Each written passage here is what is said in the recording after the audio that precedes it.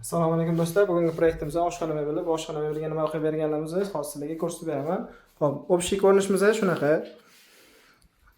Xo'p, bu yoqda moykani tepasida shunaqa sushilka qo'yib berganmiz. Ya'ni ishlatishga juda ham qulay va zamonaviy. Bunga 12 kilogacha yuk ortsa bo'ladi. Ya'ni ishlashlari ham juda ham planli.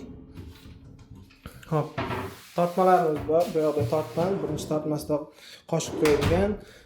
Xo'p, bu tortmalarimiz tandem salaska bo'ladi. Tandem nima afzalligi bor? Xo'p, bu yoqda ko'rinmaydi mexanizm, ya'ni tagiga qo'yilgan bo'ladi. Tagi dominant bo'ladi. Xo'p, bu yoqda katyolni ham shunaqa chiroyli qilib yopib berganmiz.